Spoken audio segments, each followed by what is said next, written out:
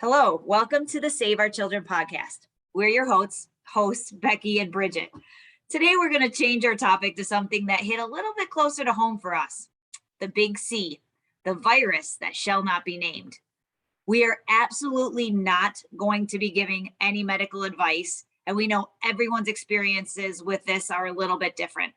However, since we experienced it differently, we thought we would take an episode to chat about it.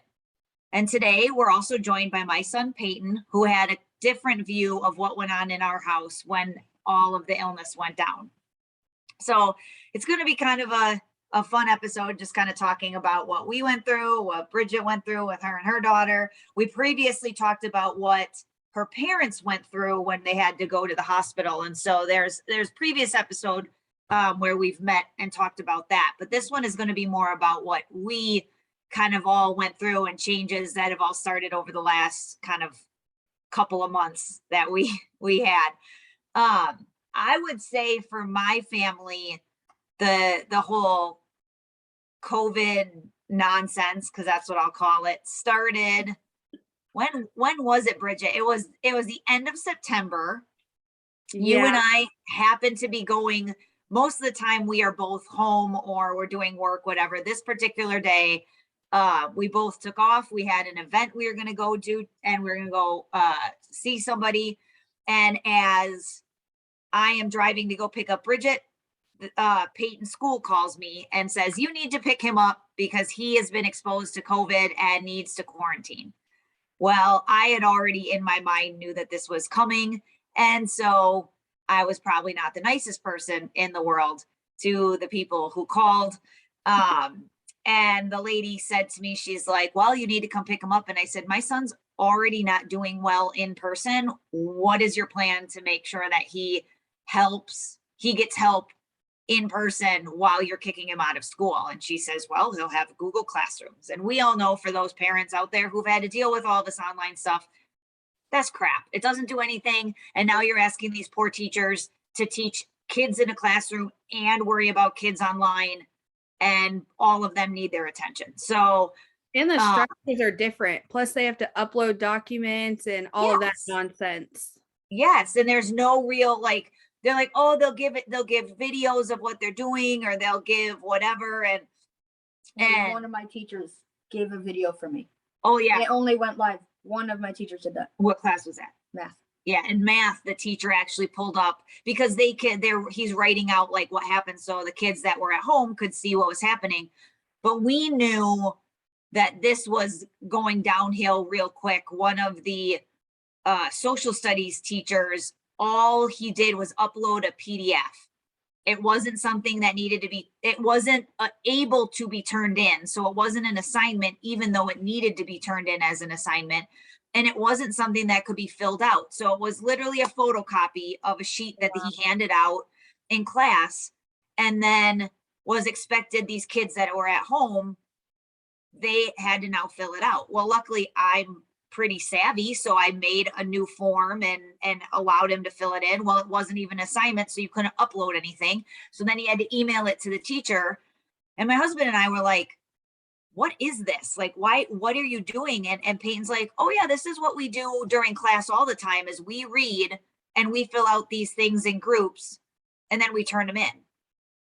And so it was a very rude awakening for Ryan and I to be like, wait a minute, what is the teacher doing then? Why are you not, like, what's going on in the classroom? Teaching, right? He should be teaching, and then you're handed this to work on at home. That's why it's called homework. If you're doing homework at school and now you've got nothing to reiterate, and granted, I don't want 6 hours of homework at night. I appreciate that, but it was dumb. Well, of course, the single week he is home from or quarantined was finals week or midterm week, because it was the week right before fall break. Yeah. And so no teacher reached out to us to figure out how to do his final. No teacher reached out to us to figure out how to get all of his homework turned in. No teacher reached out to us to try and get all of the stuff figured out. So he did no final, no midterm, sorry, and any of the classes. He turned in no homework for any of the classes because we were done. By this point, I had decided that he was going to be homeschooled, hence why it's 2:00 our time right now when he's sitting in my office. We decided that he's now going to be homeschooled. We are not putting up with this anymore. Our family eats healthy, they exercise, they do what they're supposed to do, and we're not afraid of this. So if he comes down, especially in his age group, we already know, scientifically speaking, kids are not the age group in which they're going to get very sick and have problems. Yeah. And we'll speak about, of course, Drina with asthma, and that's a different aspect to it. But for my boys, they don't have that stuff. So we already knew this is stupid. So I cussed out the assistant principal. Bridget was the lucky recipient of hearing me cuss out the assistant principal. As I'm laughing and laughing. I'm still not sorry about it to this day. He had nothing to offer, and I pretty much told him that he was a disappointment to the educational system, because although he is not public health, he is supposed to be in charge of what happens to these children, and we are already seeing a decline in their education, and you're not standing up for it. So I was having none of that. I was just sitting there like at school. Oh, everyone's gonna get in trouble here now. He's expecting me to come and pick him up, and then I was going to curse everyone out in the public. Exactly. But it ended up my father-in-law had to go pick him up. So it was probably best for everybody at the school that happened. Well, turns out the boys were on fall break for 2 weeks. Well, and then we were moving Peyton over into homeschooling. But it turns out that within, trying to think, I don't remember the date, it's been a couple of months, but that following weekend, or like a week and a half later, come to find out my parents are test positive for COVID. We have absolutely no idea where they got it. My parents are non-mask wearers, going out to everything, at the casino, at the mall, at the wherever, always and forever have been out doing everything. And for 18 months have avoided coming down with this. My dad had a pretty gnarly cold, because those do still exist, by the way, when like regular stuff still exists. Right. So he actually got a cold from Ryan the week before. And I think it was enough to kind of just knock his immune system out, because again, they were taking their vitamin C, their vitamin D, all the things you're kind of supposed to be taking as a baseline. And I get a text from my mom with the COVID tests, like at home test that looks like a pregnancy test. And she's like, well, it looks like we have COVID. And I was like, oh crap.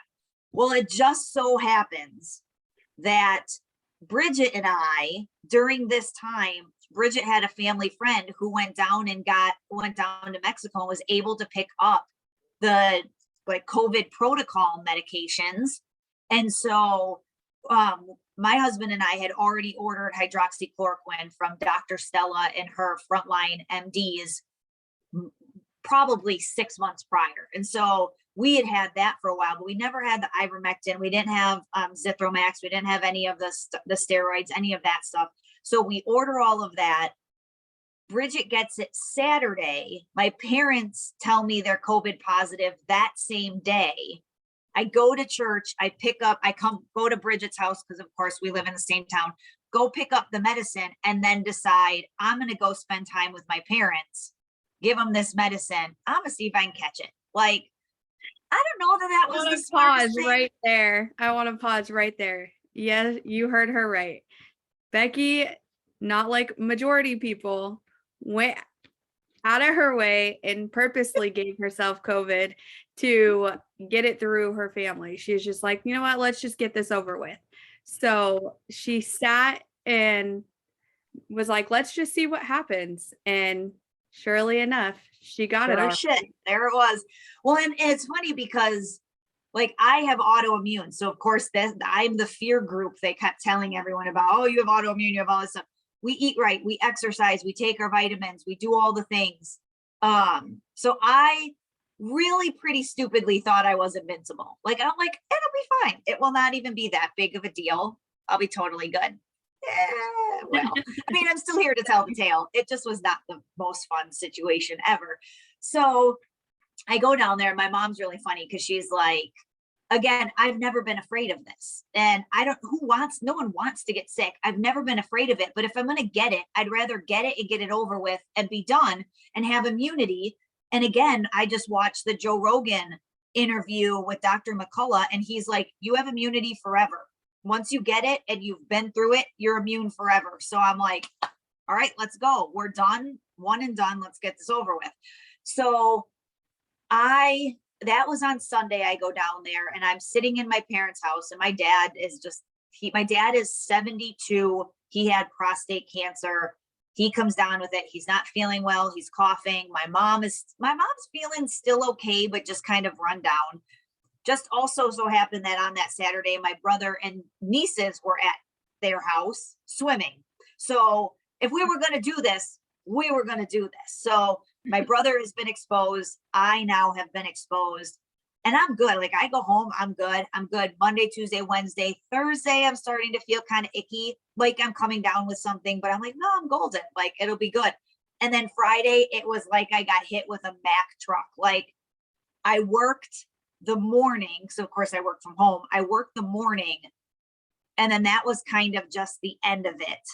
And then because I kept myself like in my bedroom, because I was like, I don't really want everyone else to get sick. Connor, that like Saturday, had a tournament way up far away. So him and Ryan, I had to miss that. Him and Ryan went to the tournament. Peyton stayed home with me in case like all hell broke loose. I don't know. He was still in quarantine. You were still in quarantine. Wasn't he still in quarantine from school? By that point, he would have been fine. Just getting out. Yeah. Just getting out. So Sunday, when I went to visit my parents, would have been his 10th day and able to go back, which of course then would have put him back in quarantine. But we were on break. So luckily the boys, we had nothing to worry about because the boys were already on a 2-week break.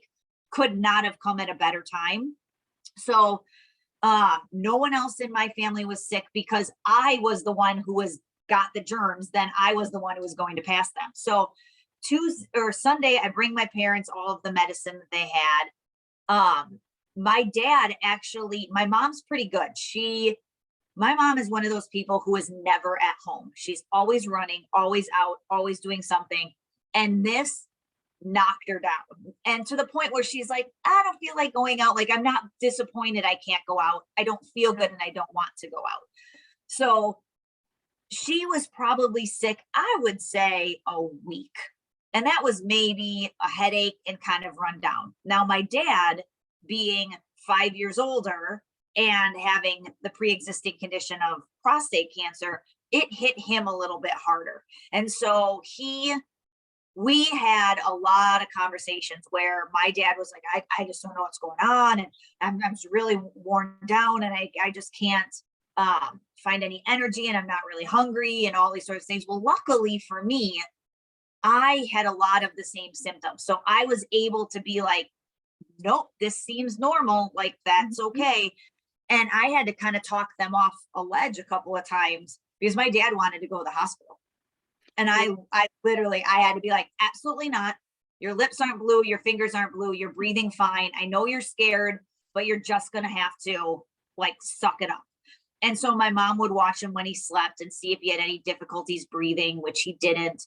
But it took him a good 3 weeks to come back out of it, kind of like your dad, where it took a long time for him to come back out of it. But my mom really, really pushed him, where she's like, we're going for rides on the golf cart. We're going for walks. If you can only walk to the mailbox, and you're coming back, or next day we'll see where we could go. And the more he got out in the sun and the more he got fresh air and did something, the faster he started to feel better. Mm-hmm. And so that was the same thing. The mental part of it is a whole mind game in itself. Yes, because it really is. And I started the introduction with the big C.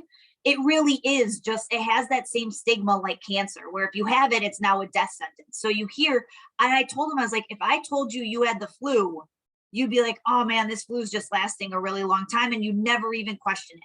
But because it's associated with this fear mongering that we've had to deal with this whole time, now everybody's scared that this is going to be worse than what it is. And it wasn't fun, but it is what it is. And so for me, I was down Friday, Saturday, Sunday. I could get up I would get up and I'd take a bath to like get myself ready because I couldn't stand long enough in the shower. I would be able to get up and get myself something to eat, but I would bring it back and be laying in bed.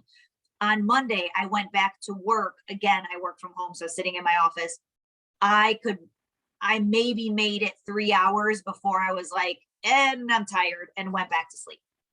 Then, and every day after that was a little bit longer. I could work, but I'd have a headache.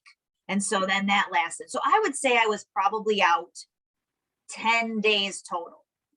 Then Ryan, he started coming down with it. And so he had really no symptoms, but we were kind of monitoring him because of course we're all in the same house. We're kind of monitoring him. And they don't really have any symptoms. They're not feeling bad. They're not doing whatever. They happened to go to, and I know this is probably so taboo, but they happened to go to a Diamondback game. Don't worry, nobody was at the game because the Diamondbacks suck. So they were very spread out from other people, but they were there, and they were eating pizza, and they both kind of look at each other and they're like, "Can you taste this? Because I can't taste this." And so Connor, my 11-year-old's like, "I can't taste it either." And so then they come home, and then probably 3-4 days after that, Ryan gets hit, and he had very different symptoms. Under his arm was a huge rash, probably a foot long under both arms. He had a lot of burning in his chest. I had almost none of that. I had a mild cough after, but cough was not my thing. But he was still able to get up, had no real need to do whatever. Now, the difference is he was taking hydroxychloroquine every week. I stopped a couple months ago. Do we know if that was the changer? I don't know. Could just be that two different bodies. Connor, literally the only thing he had was a headache for a day, and his taste was gone for a little bit. And that was it. Peyton never even. All I had was a headache. That's it. Oh, wow. Nothing. And so again, there's a couple of things we know.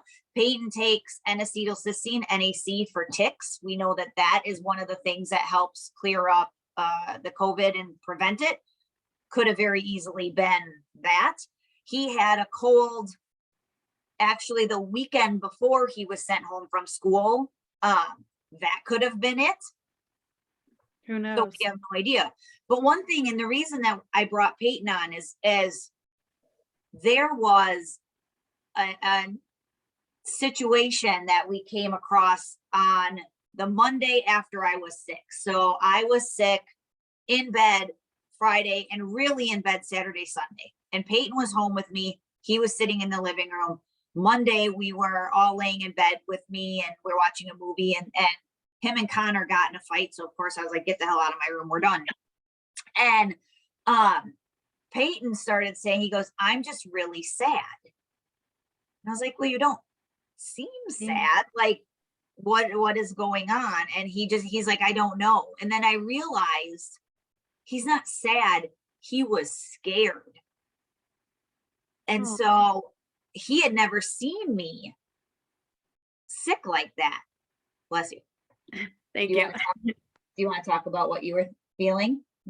Why? Yeah. Make you cry? Yeah. Aw. Yeah. So I am never, like, legit never sick. And if I am, I'm sick while doing all of the other stuff that I do, because that's just who I am. I don't have time to be sick and not doing that. And so you guys are always doing something, and you're not one to just be down. Never. Never. And then again, you go back to the propaganda, the misinformation, the nonsense that goes along with the term COVID. And now your mom, who can't get up and you can't see, like, doing the stuff she normally does, has that evil word that everyone's talking about.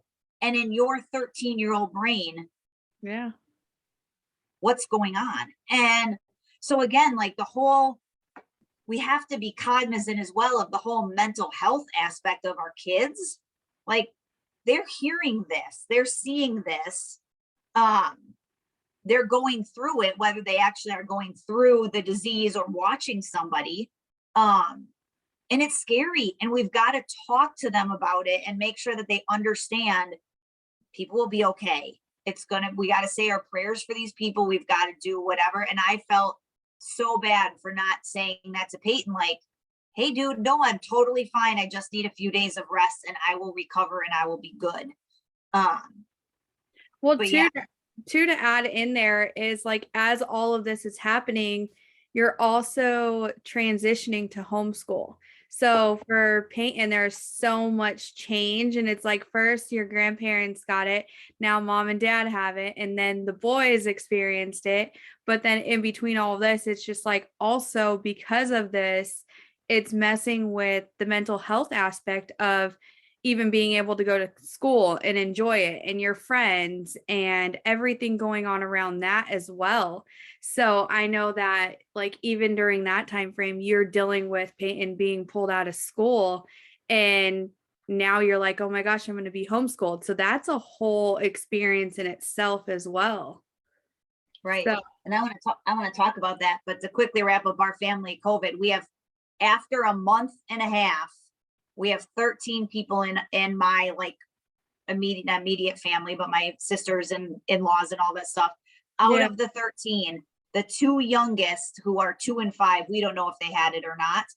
Every person in my family got it and everyone's perfectly fine. So, well, we didn't test antibodies, but I mean, everyone got it. So who knows? We'll see if Peyton still has it, but had it. But the point being, and now even my in-laws got it and have recovered. After that's a whole nother story. That's a whole nother podcast. But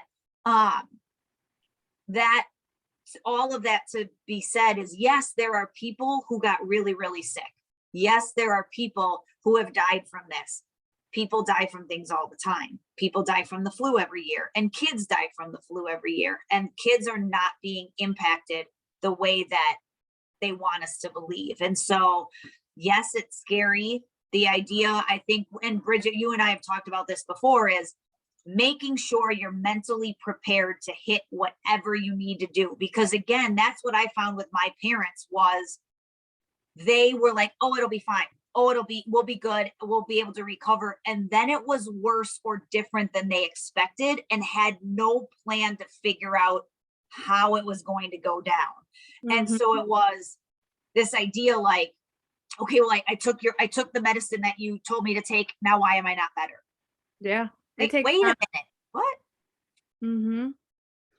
Well, too, like, I don't know, mentally you have like we're not saying it doesn't exist and that take it lightly. Like what we're saying is definitely you can recover from it, but also at the same time, don't allow the fear to control your day-to-day life and being present and how you react to certain things, because how you react if you were to get it or the people around you really does impact the recovery of it and how long it lasts for.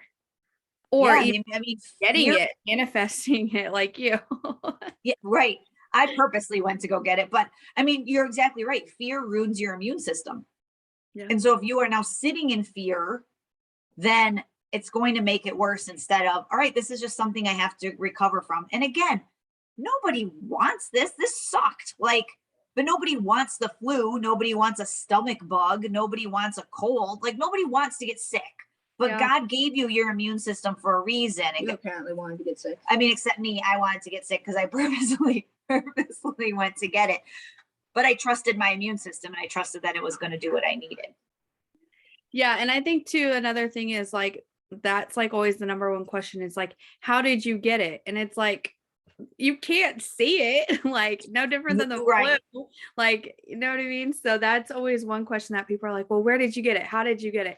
At this point, it doesn't matter. I have it. So it is what it is. How do we move forward? It's not, and exactly like we've been saying, I went 18 months of this nonsense without catching it. At some point, your odds are just going to run out that you're going to get it. And it was always a matter of when, not if. We always knew we were going to get it at some point. And it was a matter of when we were going to get it. And I'm just glad that we kind of all got it at the same time and we were able to all get through it. Thank God for that. And like move on. And that's what it is. And now you guys, you ended up catching it or something like it just the last couple weeks with what you guys had to go through. Yeah, I dodged it so many times. I did good. I was proud of myself. I was like, oh, we've dodged this so many times. And then all of a sudden, I'm at work and Drina had been playing softball with her school team and then the local team. And or the local like little league team. And so we had been out at the softball field. So it's allergy season and flu season, me not thinking Oh, anything no. of it. The wind kicking up with that Yeah. dirt. All our weather changes and all of that going back and forth. It's our bipolar weather. So I'm just like, okay, whatever. So I think it was Sunday. She's like, Mom, I don't really feel good. And I'm like, I'm always telling her, take your allergy medicine. You've been outside, this and that. And so, because I know once I get her allergies are out of whack, then she has allergy induced asthma. So I know when that happens, the only way I can control the asthma is by taking her into the hospital or the urgent care and getting her a steroid. Well, we came to a common agreement that we're not doing that. We're staying away from the hospitals, urgent care, all of that, because I'm not dealing with all the nonsense. So that happened Sunday. Well, then Monday she felt fine. She didn't have a fever, totally fine, went to school. She gets to school and they call me just before lunch and they're like, can we give Audrina medicine? She's complaining about a headache and she doesn't feel too well. And so I'm like, because I have a thing on her paper saying they have to notify me before they give her anything. So I'm like, yeah, sure, that's fine. She goes, well, actually, when we first took her temperature, she didn't have a fever, but then we took her hood, I made her take her hoodie off, and now she has a fever. It was like 100.8 or something like that. And so because of their protocols, and if there's a fever because of COVID, they have to leave school, but they don't have to test negative to return. It's just you have to be symptom free for 48 hours and then they can return. So her like school, regular illness stuff, huh? yeah, her school is very pro constitutional. So basically I have to go pick her up now. So I go pick her up and the nurse is like, well, she can return in 48 hours as long as she doesn't have a fever. Well, she's freaking out because she has softball practice and this is the week of state finals. So in order to play in state finals on Thursday, she has to be at practice and in order to be at practice, she has to be at school. So otherwise she can't practice and she can't play. So I have no choice. My hands are tied. I have to text the coach. Hey, just to let you know, Audrina's allergies are acting up. She left school with a fever. We're planning on having her back in 48 hours, but I'm not too sure how this is going to play out. So we're going to play it by. So of course, me being me, we have ivermectin, we have hydrochloroquine, we have everything that we need stocked up at my house. So we get home and immediately pumping ivermectin and hydrochloroquine. And then she took that for 4 days straight. And then the first day the fever broke immediately after giving her ivermectin. Like it cleared her up so quick. And so then she just slept. She ate lunch and she slept. And then the next day, then on Tuesday, they luckily didn't have practice. So she got off the hook there. And so she was home Monday, Tuesday. And then Wednesday, she was like, okay, let's try going to school. And you were doing breathing treatments for her too, to like make sure her asthma didn't kick up. So we were doing albuterol treatments 3 times a day at this point. And then she was on ivermectin and hydrochloroquine. And then she did Flonase not till the 3rd day because she doesn't like that stuff. So we were doing breathing treatments 3 times a day. So then by Wednesday, she was like, okay, I feel better. Let me go to school. And so I was like, okay, are you going to make it to practice though? She's like, well, I have to, want to play on Thursday. Well, that's the attitude. Who needs to get... So I tell her, well, let's take the breathing machine to school and you can do it at lunchtime before you go kick up dirt at softball and re-trigger, because I was worried about triggering the asthma and making it worse, because at this point she could still barely breathe. Like she was having trouble breathing through her nose and she's all congested. And so since we were doing the breathing treatments, it was all clear. And so everything was coming up. So her nose was so raw and she just kept coughing, not even coughing that much. It was just like more so first thing in the morning and then at night. And then it was just like her nose was draining everything out. So she was more annoyed with having to blow her nose. And she's like over here, she got sick of hearing me say, blow your nose, because she sucked it back in. She'd be like, and I'm like, stop doing that. No, and not only is that's exactly what I do all the time. Not only is that obnoxious as hell to listen to. I don't want you to get an infection. Knock it off. Yeah. So I'm like, you're not helping doing what I just did. Like, I'm trying to get it out of you, not go back in. So finally, I put this big old tissue box in my front seat, and in her room, she had a tissue box everywhere. I'm like, use it. You can't say you don't have a tissue here. So she gets it all to come out. And then by Wednesday, she slowly can start breathing like a little bit better. Her nose isn't as congested. So she's like, no, I don't want to do my machine at school. That's weird. Da, da, da, da. So I was like, okay. I'd rather not breathe than look bad. That'd be crazy. Sure enough, I get a call at like just before 2:00, and it's from the nurse's office. And I'm like, shit, she's going to get sent home from school right now. And so then the nurse is like, mind you, when I took her back to school, I told the nurse, she has her inhaler on her, like she's been symptom free.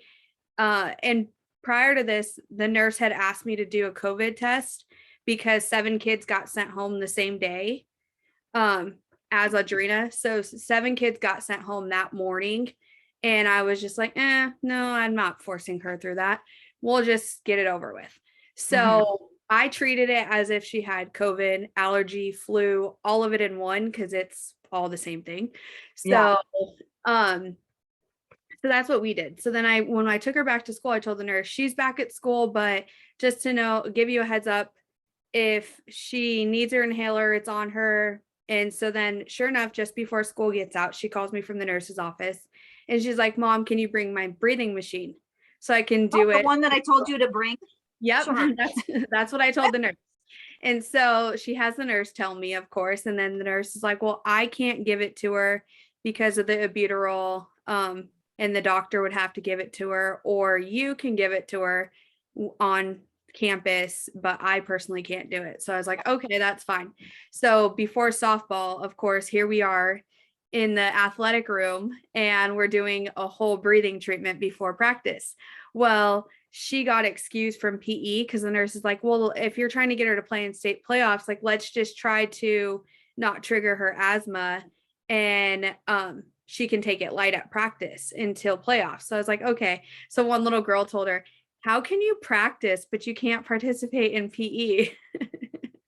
She's like, how can you play softball, but you can't do PE? I have people in high places, duh. So anyways, yeah, so she makes it to softball. And then now at this point, this is Wednesday. At this point now on Thursday, she has state playoffs. Well, it's raining here. And I'm like, there's no way in hell I'm going to make it to this game. Like, I now am feeling sick where I literally just got a cough out of nowhere. And now it seems more like the allergy, congestion, but it's a deep cough. Like, I've never experienced anything like it in my life. So I'm sitting here like choking on my cough.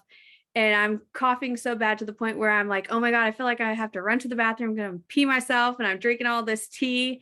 So and you're going to throw up because you're coughing so hard.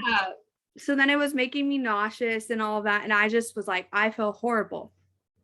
And so then luckily her game got canceled on Thursday. We just kept praying. I'm like, and we made a joke. My dad made a joke with her like, hey, you should be lucky that there's people out there drying that field right now so you can still have a game today. And then sure enough, we get a text just before like 2:00 or something. And it was like, the game has been rescheduled due to wet fields or weather or whatever. And so it's been rained out. So the game on Thursday gets canceled. So I'm like, oh, thank goodness, because there's no way I would have made it. Like I was taking hydrochloroquine, ivermectin, and then, but I didn't take it until Wednesday because I felt fine being around her. She was sleeping in my bed, coughing, all that. And I was just like, I'll be fine. And then sure enough. So Bridget also purposely got whatever it was too. No, I'm just kidding. Right. Well, more so my kid. She never really sleeps in my bed until this time. And I'm like, oh, gee, thanks. So I washed all my stuff. And then 48 hours, I started feeling like I caught something.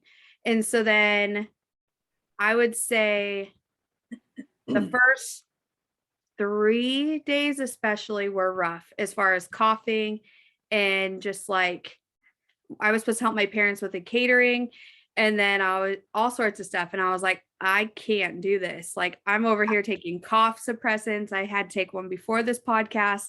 So now I feel so much better, but it lasted, I would say for sure 4 days, going on about 4 days. And now and it still is lingering. Yeah, it's lingering. It's like just in my chest and like a cough. I'll be fine for a couple hours. And then if I talk too much, I just get like a dry throat and then I'm just choking on my cough constantly. And then I did like 2 or 3 breathing treatments as well. So that helped me to where I was able to make it to her state playoffs over the weekend. But it was a lot of taking the cough steroid that they give you in the hospital. My mom luckily had some from when they were in there, and then us being stocked up on everything else. But yeah, it's still there as you've seen me coughing, sneezing during this. So I mean, it's again not fun. Nobody wants to have this. It's funny because people would say, I wouldn't wish this on my worst enemy. I mean, I probably wish it on my worst enemy. It wasn't the end of the world. I didn't die. See, I made her choke in the process. It wasn't the word. I mean, but I'm all jokes aside. Thank God we all made it. My father-in-law ended up in the hospital with pneumonia after he had COVID because, we don't know because, but I'm going to say because he wasn't mentally prepared to handle it, that he got himself out of bed, made sure he drank enough water, made sure he ate and really kept his body well. And it kind of just went downhill from there. And so that's part of it. And as a society, we are not healthy people. And so this should have been, if wasn't, a wake-up call to many people that the healthier you are, the better you're going to recover from this. And again, it's the herbs. I know you had a bunch of herbs when you were with your parents and when you guys were healing just a couple weeks ago. And again, I can't tell you what I mixed when it came to me. I did something completely different than I helped everybody else with. For me, because I felt like crap, I honestly was just like, you know what? I know most people are just gonna look at me crazy, like, what are you giving me? For me, I was just like, whatever. I don't care. This cough is annoying. Because it got to the point where I even said one day, I was like, I'm going to go to urgent care to this one doctor who's a red pill doctor. And I was like, I'm going to see if I could get promethazine because I can't. I was sleeping like 2 or 3 hours. I didn't get much rest. I was not hungry at all. But for me, I was just like, okay, whatever. Like I wasn't scared. I was just chilling like, oh, this is really annoying because I have to sit in bed and do nothing. And it's inconvenient because again, I play both roles. So having to take care of my daughter and like not really having the time to be down, it was just like, let's try this. So I started mixing steamed apple juice with apple cider. I think it was cinnamon apple cider, and then adrenal support from Andrea, from Herbs from the Heart, along with Mushroom Supreme. I don't know what exactly is in those 2 potions. So she's high as a kite. No, I'm just totally kidding. Yeah, there's times where I was texting and I was like, I'm totally medicated right now. When I was texting Becky and Emma, I'm like, I'm totally medicated right now, but it's working. I don't know what all is in it, but it's all working. And then at some point I was like, I don't know if I should take that. I don't know if you could overdose on this stuff, but I was like popping ivermectin like crazy, hydrochloroquine like crazy. Probably can, but she's fine. Her kidneys are fine. Her liver's fine. Right? And as I'm far not as we one to know. take pills, but this like cough, no joke, it would hurt so bad, like the whole center of my chest. It would like tighten and like it just burn. And then the back of my throat still like burns. Mhm. And then it's just like a deep, like bronchitis style cough. Yeah. And And think of where that could have gone.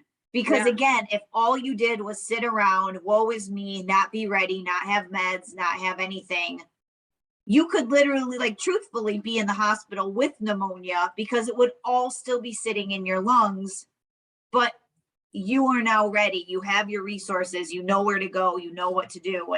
And that's the mental part of it that I talk about is you have to know what your plan A, B, and C are going to be when these things start happening. Mm-hmm. And then once I started feeling better and I'm like, oh, I'm good. I'm like, okay, let me go.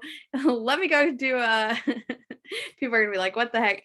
I went and got my nails done. I went and got my toes done. I was like, Because these it's Bridget. massages are gonna help something. Oh, and then I put a lot of I don't even have it by me. There's an oil I use and it's all natural, filled with different herbs. I put that on the bottom of my feet and then with socks. And I was just like, I'm sweating this out. And that's what happened. Shower Yeah, bomb. I have like On Guard. I think Young Living has Thieves, whatever the brand is, but it's on your spine and on your feet, and you do it all the time. And yeah, exactly. No, that's it. But yeah, so we all survived. So that's kind of our message to everyone is just, you have to be, if you haven't already gotten it, you're gonna get it at some point or something like it or whatever. And that's the kicker of this damn thing is I don't know like one person that's had the exact same symptoms. Like, oh yeah, I had the cough, but I didn't have this, or I had this, but I didn't have that, or it's so different. Well, that's what happens when you get a Frankenstein virus made out of a lab.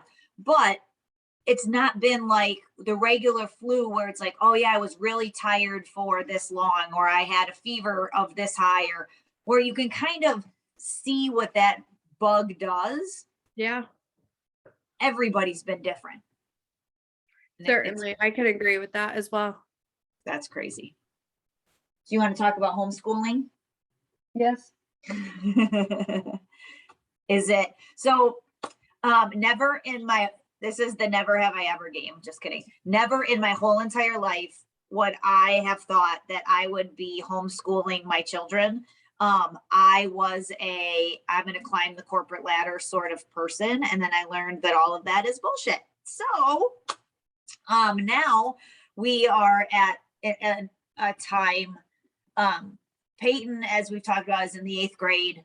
He was, well, you still are in 8th grade. You're just in 8th grade at home and not in 8th grade at junior high. And again, like we were talking about, it was just really kind of crap stuff. It was a constant struggle for me to have to continue to keep up with what's missing, where are we at? Oh, you have to read this book. Okay, now I have to read this book so that we can talk about it, so that we can answer these questions. Like, it was more work that way than it has been now. But you were not very happy when I told you we were going to go to homeschooling. Why? Yeah, what was your initial reaction? So my friends. Okay, friends was your big thing. Yes, and band. But now we're back. So, and how did you feel? How did you feel once you found out and your mom told you that because of homeschooling, they can't deny you electives and that you could still participate in band at school and still see your friends in band? How did you initially feel? Very happy. So yeah, so that was an exciting thing to find out. I went to unenroll him from school, and as we were there, I was picking up all of his like band stuff and whatever that was left behind. And the lady says to me, I think if you're homeschooled, you can still do all your electives. And so that was literally the only thing that was the saddest part is he didn't care about the school. He didn't care about the friends, yes, but not in all of the other classes. He's a band kid and those are his friends and that's his family. And those are the things he likes to do. And as a previous band kid myself, I fully understood that kind of connection. And so for her to be able to come back and say, no, he can still be in band was like the coolest thing ever. So we called in. You weren't as excited as I thought you'd be. I thought you'd be like super excited and you're like, okay, cool. The difference of boys. Yeah, right. That's boys for you. But now we drop him off at school at he has finals today, so he's not missing anything, but we drop him off at about 2:45 or 2:40. He goes to band for 6th period, gets back on the bus and comes home. So all morning he does. Yeah. So all morning he starts at about 9 o'clock and then goes till about 2:30. Online school. He does not have a classroom. It's all independent modules and lessons that are in social studies, math, science and ELA or English language arts. So all of those 4 things he has to get done for the 8th grade. Now, the very disappointing part of all of this is he already did a quarter at school, and then I started him on this 8th grade path. And so he's doing a year's worth of school in 3 months worth of time. And so what homeschooling should be a lot less time, but he spends 6 hours a day, 5-6 hours a day, because we're kind of cramming it all in and doing whatever. So it's been trying in some aspects. It's been fun, I think, and so I love being able to have him home. We get to go on walks every day. Not every day. Most days. It's fun to be able, like, Mom, I don't understand this. Can you help me? And so right now he's learning biology and science. Well, that's my major. So it's fun to be like, oh, let me explain this to you, where he wouldn't get that at school. I think my favorite part, which is it's super boring, I know, for him, and it's even super boring for me, but he's doing civics, economics, and like the Constitution. So his social studies is all of the stuff that they refuse to teach kids in class. So he's Which learning is cool all too, because then you have your mom who, is totally like, hey, here's the truth. Red pill, let me red pill you. Yeah, right. And so at first the other day you were a little sad because it's not what your friends are learning, but I was like, no, this is way more important to learn why these things happen. Like the other day we were talking about whatever amendment was that you're right to have a jury. And he's like, I don't understand why you would need that. And so I gave the example, like, well, if the neighbor says you stole their bike, and the person who's going to decide is friends with them, you really want to have 12. Why are you the look he's giving you? I know. I was like, why are you looking at me like that? But bringing in 12 people to hear both sides and that they have to prove that you're guilty is a much better way of going about things than just you're guilty because they're friends with whatever, which is the current situation we have in our country. That's not how it's supposed to be.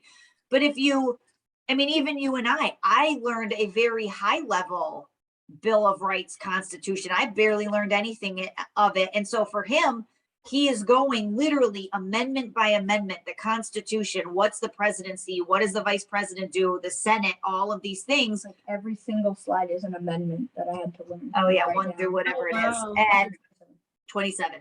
And so although it's not what he's learning at school, it is actually a much better curriculum. And then it's been cool because my mom has come in and once a month, maybe every 2 or 3 weeks, she'll come in and she'll take them in the afternoon and they'll go do something. So one time they went over to a park, over to like Veterans Oasis Park, and they walked around and looked at stuff. Last week, or was it 2 weeks ago, they built bikes for my nieces and my brother for Christmas. So it's like all these different projects he gets to do. I think today you're building gingerbread houses, but how fun. Mm-hmm. Well, if you ever want to go to the Capitol and see like inside there and all of that, add me on that trip with you. I'll go. Okay. To tie to your Constitution and everything you're learning and who plays what role, and like it's actually cool. You can see where they sit and Oh, like that's cool. what it actually looks like inside of there and all of that. State capitol? Yeah. I've been in Mhm. it. It was Yeah, the really state capitol. it was really cool. Oh, you went on a field trip there? Yeah, it was really cool. Oh, fun. Oh, yeah. Yeah. It's cool down there. I mean, and it's, I know, because a lot of people, my mom was even saying this last weekend, she's like, it's come a long way from to be homeschooled that you as the mom or the parent have to have the book and know the knowledge and you hand this stuff out. I literally do my job. He sits over here in the corner on his computer, and as he has questions, he asks me. Otherwise, he just does what he needs to do, and then I can check it. I have a whole like parent portal and all this sort of stuff. And then next year, the plan is that he just goes back. He'll start high school with everybody else. But we Cross were, my fingers. I mean, Hopefully. you should. Hopefully it's as good as elementary school and that is middle school. Oh, yeah, well, it'll be dumb like middle school because it's high school. But we just needed, because his younger brother is still at school. He isn't one that needs to be homeschooled. It wasn't a situation that he needed to do that. It just got to a point where everything kind of came to a head with COVID, and he's hearing about it, and his friends are talking about it, and different opinions. And then now you're watching CNN 10 and their nonsense every single day at school when you're sitting there hating what they're saying because you know different. And Peyton's a very empath kid. And you know can that feel other people's feelings. And you're always like looking out for everybody. And so like I know for you on campus, you're one to stand up and like defend other people. So I know emotionally wise, like that whole COVID and your campus and even having to watch the school news, all of that, I know like mentally and emotionally that could be a lot on you. But you stuck it out. You lasted a long time and you're still doing good in school and still get to do band and all of that. Although the scenario is something that your family would have never imagined, you still stood by with what you believed in. And even though your mom was like, hey, here's what we're doing. Yeah. But now that you see, and like, how do you feel,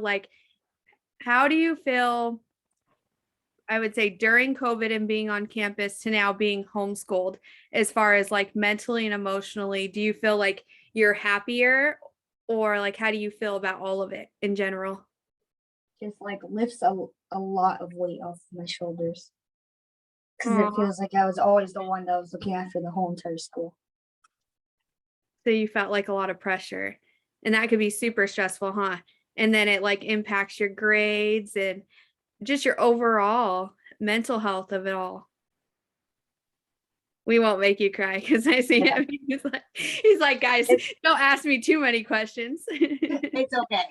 No, I'll send you virtual hugs. Yeah, right. And that's the other thing that we're working on too is it's okay to cry. It's okay to be stressed out. It's okay. Like that is a big thing that we've been dealing with the last couple of months with all this. The new school is to say you're upset. Yep. Is one thing, but why are you upset? Are you frustrated? Because then frustrated we can do something about. Are you sad about something? Because sad we can do something about. But just saying you're angry doesn't get to the root cause. And that's where I think society as a whole has just missed the mark. That we want to say, oh, boys, they need to be tough and how dare you cry and it's not okay. And yes, nobody needs to be laying on the street out here crying and pitching a fit. Grow the hell up, like all of it. And girls, boys, and otherwise, like we have shit to get done, knock it off. However, we also still need to be very in tune with our emotional aspect of it, because that's how you relate to other people. That's how you get things done. That's how you deal with the trauma. That's how you do all of those things. Is why am I feeling this way? What can I do to make myself feel better? And that's also what we've been working on. Because again, being 13 in general sucks. Like we can all remember being 13, 14, 15. And again, the thing I try to to relate to is you feel like at 13 or 14 or that general age that you need to have an answer for the world. And you need to know what your job is going to be. And you need to have an answer to why you feel sad. And you need to know what you're going to do. And you're standing in this weird, I still want to be a kid. Yep. But I'm ready to try and be an adult. And it's like, oh, hell, don't try and be an adult. 0 out of 5 stars. I highly don't recommend being an adult.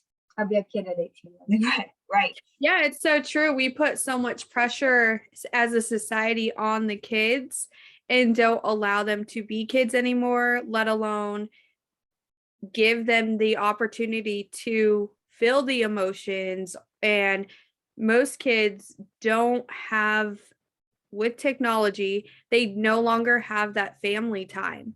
And that truly has broken up so many families. So during COVID, there's been so much mental health issues. And I know too, oftentimes my kid will say, I have anxiety. And I'm like, do you even know what that means? Like, what could you have anxiety at your age? And then I'm like, is it the pressure with your friends and trying to fit in and knowing that you being a 7th grader, but you have 8th grade friends because you play sports? Like, what exactly does that mean? And so then we have to break down the emotions. Or like the other day, we had the most classic mom talk of it all. And we'll have to do another we'll have to do a podcast on it in itself. But we are listening, and I don't listen to the radio, but we just happen to be listening to the radio because of the whole Christmas wish little series on John Jay and Rich. So I listen to the radio in the mornings only during the Christmas time just to hear the Christmas wish. So Doja Cat happened to come on, and it's like going through the lyrics, and I don't even know. I wasn't paying attention. I tuned it out, and then I hear my kid singing the song, and I'm like, what? I'm like, do you understand what she's saying? So then we break down the lyrics, and we start talking about WAP, and then we start talking about another friend of mine who is an artist, and one of the lyrics in his songs, and she's comparing both of them. She's like, well, it's no different than your friend who says this, this, and this in this song. And I'm like, that was one lyric, and we turned it off immediately. And I said, but so then we go down to WAP, and I played the explicit version. She's never heard the explicit version.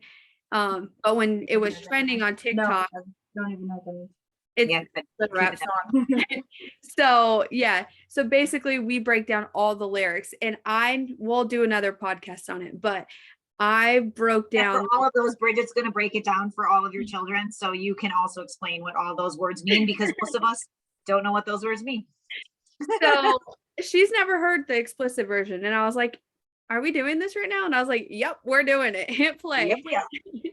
Because she's never heard it. So then she heard it, and she's like, what are you playing? This isn't the song. And I'm like, yeah, you've only heard the radio version, and you've only heard it on TikTok through your friends, and that's the one that you guys all sing to. But this is the real version, and this is why I don't like the song. Because she said something like, oh, you never liked my music, or it's always tied back to this, this, and this. And I said, yeah, it's all tied back to rape culture. That's why I don't let you listen to it. It all ties back to domestic violence and abuse of females, or they're being drugged, and sex and drugs and all of that. And so long story short, we played the whole explicit version of WAP. Actually, we probably got about halfway through, and then we pulled into school, and she's like, please do not play this at my school, because she goes to she had to go to school. Yeah, she goes to a Mormon school, and it's like in a suburb area. So she's like, please do not play this. And so she's laughing because right. That's what I said. I'm gonna roll my windows down and put it on max. She's like, Mom, you better not. But it was just funny because some of the words I had no filter, and I was like, this is what this means. And then we went even into like the whole, actually, I'll save that for another one. Yeah, we'll totally have to do it. Yeah. Like we really will though. I think it's really important. That is actually a really good podcast idea that we're coming up with right now. Is I don't know, and I'm going to speak for myself as a white girl from Wisconsin. I don't know what a lot of that slang means. I can contextualize what it means, and I can assume what it means, and all those things. Slang. Yes. And so again, that probably is a really good idea to be like, this is what this means. These are the things you need to tell your children, because again, this is what's happening. So yeah, she was like, she was mortified. laughing. Oh no, you're fine. She was laughing, and then there's times where she's like, Mom, did you just say that? And I'm like, well, that's essentially what they're saying. And she's like, Right. You didn't need to know all that. Okay, we're done. And then I compared it then to the other song.